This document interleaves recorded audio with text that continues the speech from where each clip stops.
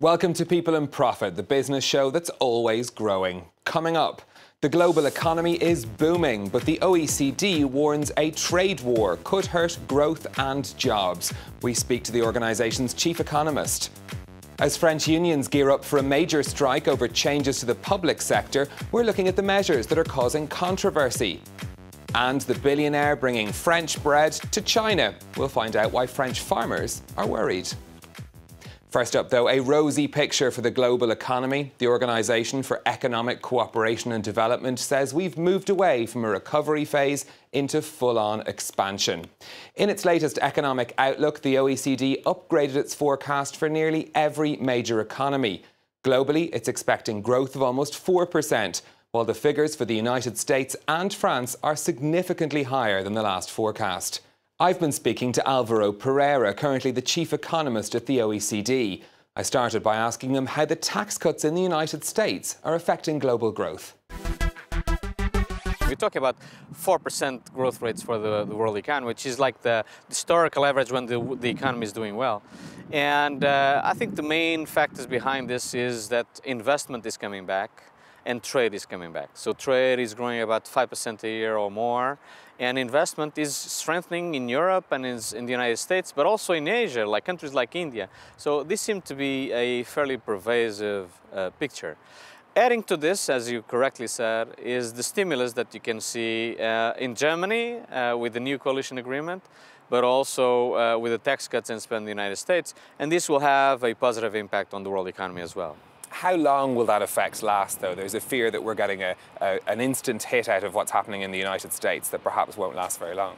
Again, I would prefer to focus mostly on the investment story, because if the investment story continues, which I hope it will, and the trade story continues, then we are going to have a period of continuing growth and strengthening job markets. So this is what matters. In terms of stimulus are always temporary. We believe that this, in the next 3 years, certainly will have a big impact for Germany and the United States.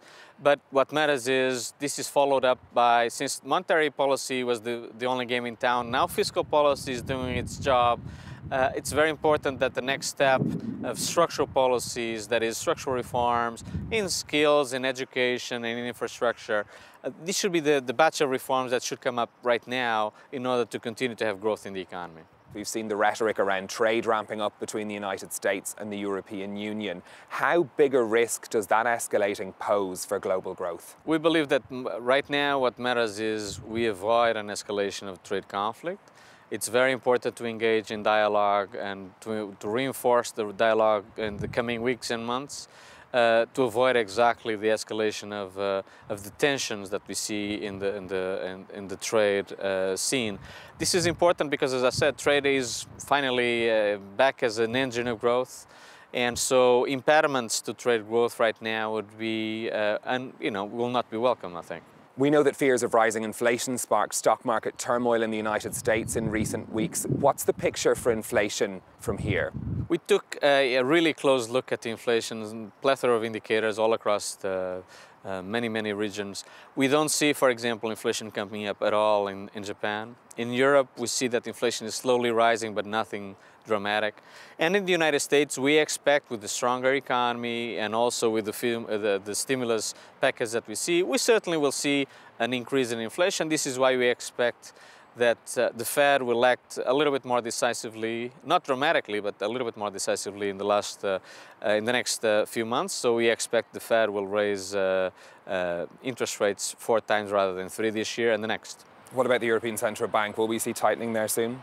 Well, we still think that the stance of the European Central Bank is the right one. We don't see a lot of inflation. We just had numbers that came out for Germany, for example. The numbers were lower than we expected. We're starting to see a little bit of wage growth, including in Germany, which is welcome because I think this is one of the missing links we've been having in the last few years.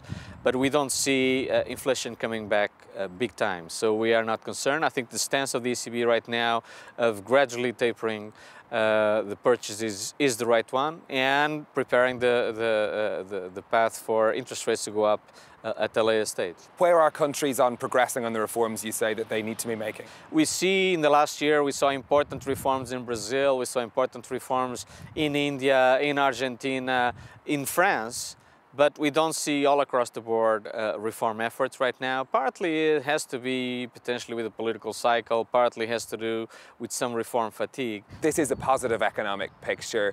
Are we at the top of the cycle? Should we be expecting things to get worse? We certainly hope not. This is not our central scenario. Again, it is going to depend what happens to trade or what happens to investment.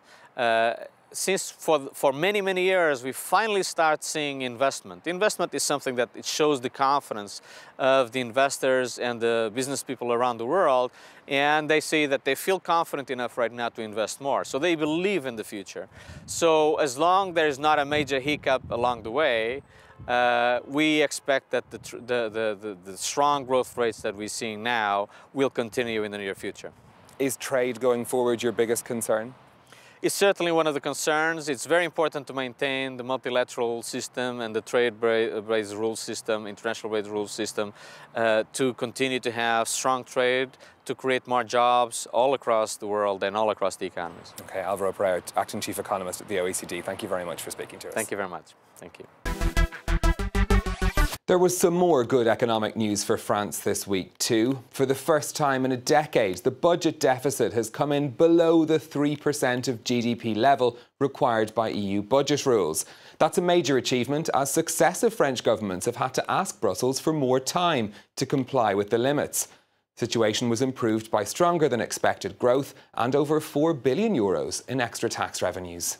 President Emmanuel Macron is hoping to reduce that deficit further by reforming France's public sector, with changes for everything from education to hospitals. Kate Moody's been looking at some of the proposals. Kate. Stephen, the government plans to cut around 120,000 of the public sector's 5.5 million jobs over the next 5 years. Many of those will be on a voluntary basis, and the state plans to fill some of the gaps by relying on temporary contracts. Public sector salaries have been frozen for the coming year, despite an uptick in France's economic growth.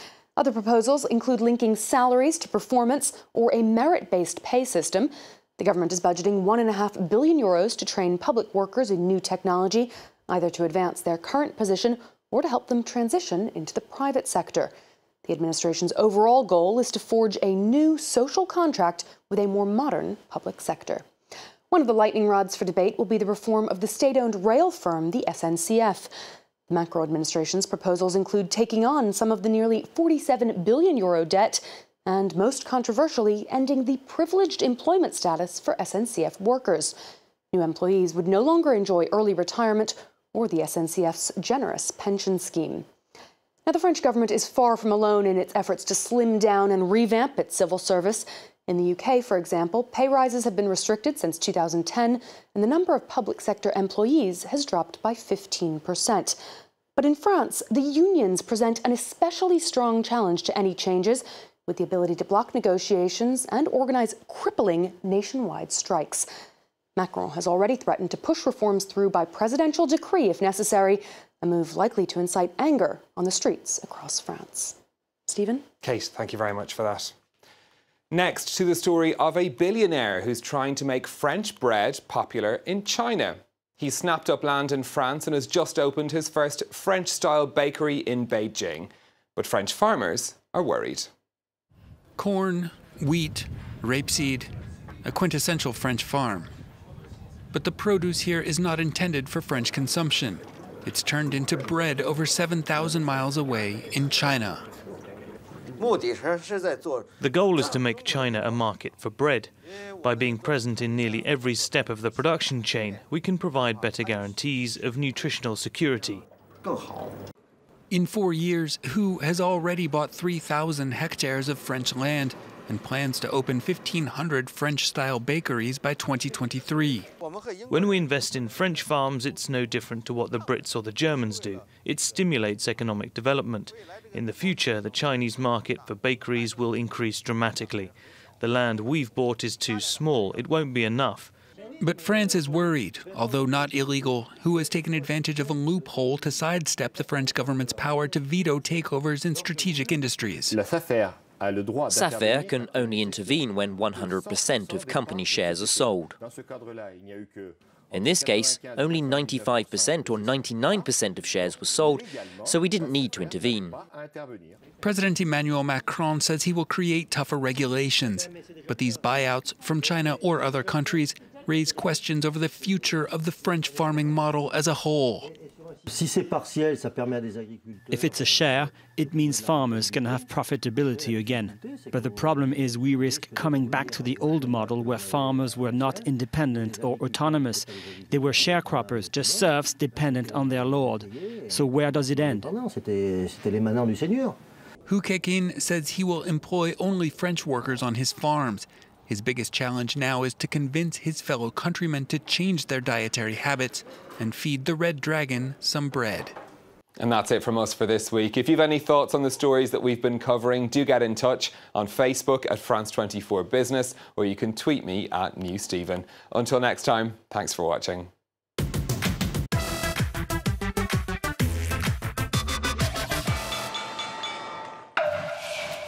Eye on Africa, presented by Georgia Calvin-Smith.